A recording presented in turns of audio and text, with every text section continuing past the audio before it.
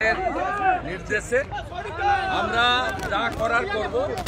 আমরা এক্ষুনি BJP legislature meeting এ বসছি, আপনাদেরকে 4টার মধ্যে দাঁড়িয়ে দেব। মার্শাল দিয়ে বের করে দেওয়ার নির্দেশ দেওয়া হলো।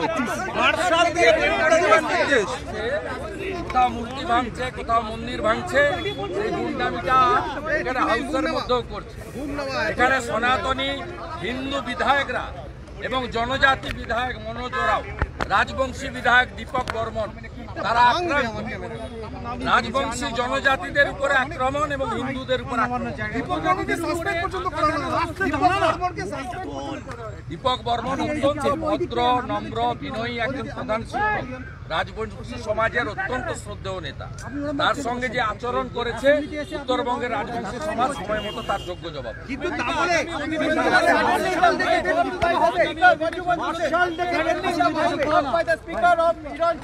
This speaker is completely cadre of Mamata Banerjee. And also suspended one MLA. He is not neutral speaker. He biased speaker. Biased speaker, we the BJP legislator meet 3 PM in our chamber and we will decide for further course of action.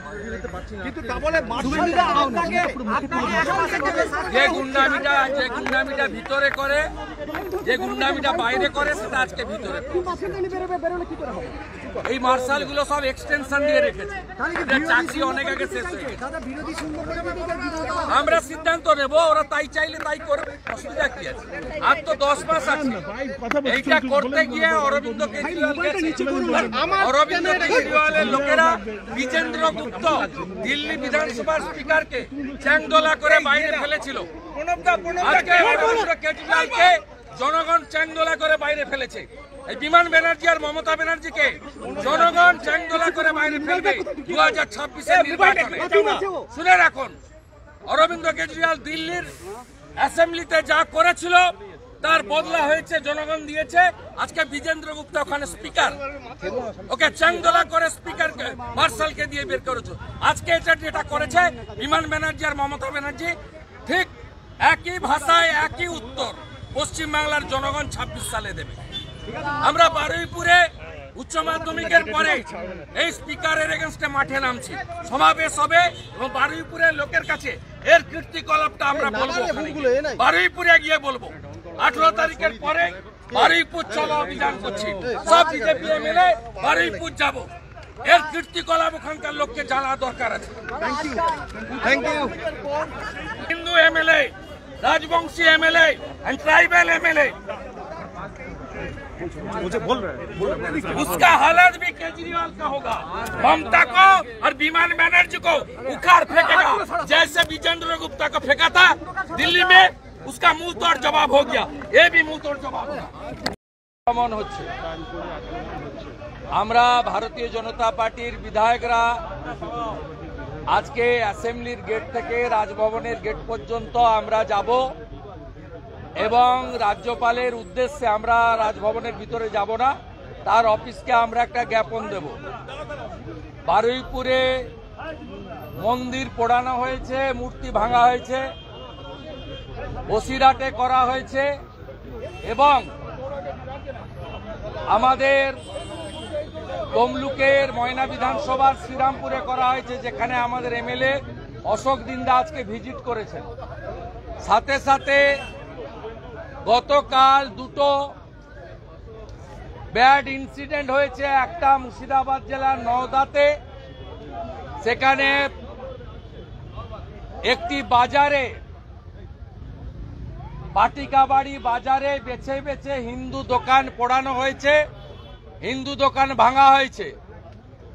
আর ভারত জিতেছে কালকে, সেই আনন্দে উলবেড়িয়াতে একটি club আতশবাজি ফাটাচ্ছিল, সেখানেও তফসিলি পাড়া, দোলাই পাড়া আক্রমণ হয়েছে। আমরা এর প্রতিবাদ করছি এবং মুখ্যমন্ত্রী বিধানসভায় এসে বিবৃতি দিন, গোটা রাজ্যে কেন হিন্দু মন্দির, হিন্দু দেবদেবী এবং হিন্দু দোকানদাররা আক্রান্ত হচ্ছে। যদি কেউ কারো আস্থাতে বিশ্বাসে আঘাত দেয়, তার জন্য আইন আছে, আইন অনুযায়ী ব্যবস্থা করুন। এই ধরনের আক্রমণ ওপারে বাংলাদেশও হচ্ছে, এপারে আমাদের বাংলাতে হচ্ছে, তার প্রতিবাদ আমরা করছি। আগামীকাল ভারতীয় জনতা পার্টির বিধায়করা অ্যাডজর্নমেন্ট মোশন আনছে অ্যাসেম্বলিতে, এটা নিয়ে যে কজন আছেন। পরশুদিন আমরা যাদবপুর ইস্যুতে এবং বিরোধী দলনেতা চিফ হুইপ সহ এমএলএদের বহিষ্কারের বিরুদ্ধেও আনব। আর কাল থেকে যেহেতু অপোজিশনের দুটো এক্সিকিউটিভ পোস্ট এলওপি এবং চিফ হুইপ দুজনকেই সাসপেন্ড করেছেন, আমরা কোন নাম বক্তার তালিকা স্পিকারকে দিতে পাচ্ছি না। তাই আমরা বেলা 1টা থেকে 3টা অ্যাসেম্বলির গেটে প্রত্যেক দিন ধর্ণা বিক্ষোভ করব। আর এই স্পিকারের কীর্তিকলাপ, অগণতান্ত্রিক আচরণ, কণ্ঠরোধের চেষ্টার প্রতিবাদে কালো ব্যাচ লাগিয়ে 19 তারিখে বারুইপুরে বিজেপির এমএলএরা ওখানে রাস্তায় থাকবে। আর আপনাদের কোনো প্রশ্ন আছে? আছে। বলুন। বলছি তাপসী মণ্ডল, যিনি আপনার হাত ধরে সিপিএম থেকে বিজেপিতে গেছিল, হ্যাঁ। তিনি আবার তৃণমূল কংগ্রেসে জয়েন করছেন। কি এই কারণে? বিষয়টা আমার কাছে অনেক পুরনো। 1 মাস আগে যখন ভারতীয় জনতা পার্টির জাতীয় নেতারা একটা সার্কুলার দেন, যেহেতু পশ্চিমবঙ্গ নির্বাচনের বছর, কোন বিধায়ক জেলা সভাপতি হতে পারবেন না, এই বার্তা পাওয়ার পরের দিনই তিনি তার দেওয়ালে থাকা পদ্মফুল পুছে দিয়েছিলেন। অতএব এটা আমাদের কাছে নতুন নয়, আমরা উই নো ইট। উনার জেলা সভাপতির পদ থাকবে না, তাই তিনি ওই গোল গোল করে বলবেন, সুব্রত বক্সির মাধ্যমে কথা বলেছেন, আমরা we know it very well. তো আপনাদের শুনিয়ে রাখি, যেমন মুকুটমণি অধিকারীকে, যেমন কৃষ্ণ কল্যাণীকে, যেমন বিশ্বজিৎ দাসকে হারিয়েছিলাম লোকসভায় দল বদলুদের, একইভাবে তাপসী মণ্ডলকে যদি তোলামূল প্রার্থী করে আমাকে কিছু করতে হবে না, হলদিয়ার তোলামূলিরাই ওকে বিসর্জন দেবে। ওকে শুধু নয়, ওর ফ্রেন্ড শ্যামল মাইতিকেও বিসর্জন দেবে। আরেকটা বিষয়, আপনারা শুরু করেছিলেন 77 দিয়ে। তো আমরা গতকাল মিছিল করেছি, 16 তারিখ নাগরিক কনভেনশন করব, 18 তারিখের পরে পথে নামবো। বলুন। বলছি আপনারা যখন শুরু করেছিলেন 77 জন, এখন হলো 65, যদি খুব ভুল না করি। এই যে এতজন বিধায়ক চলে যাচ্ছে এবং না, চলে গিয়ে আবার ফিরেও আসছে, সোমেন রায় ফিরে এসছে। হ্যাঁ, তাহলে এটা কিন্তু কারণটা কি? না, আমরা নেব না। আমাদের সঙ্গে অনেকে যোগাযোগ রাখেন, নেব না। আমরা পশ্চিমবাংলায় হিন্দুদেরকে, জনজাতিদের নিয়ে সরকার করব।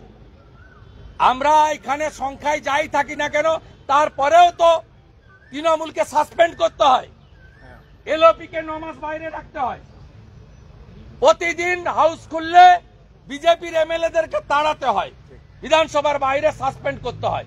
এটাই তো বিজেপির তাকত। বিজেপির তাকত কোন নেতা নয়, পশ্চিমবাংলার হিন্দু এবং জনজাতিরা। এই তাকত আমাদের সঙ্গে আছে, এই তাকত থাকবে। এবং দিল্লির মতো এখান থেকেও তাড়াবো। আর বিজেন্দ্র গুপ্তাকে মার্শাল দিয়ে বের করেছিলেন যারা, তাদের যা অবস্থা হয়েছে, একই অবস্থা মমতা ব্যানার্জি আর বিমান ব্যানার্জিরও।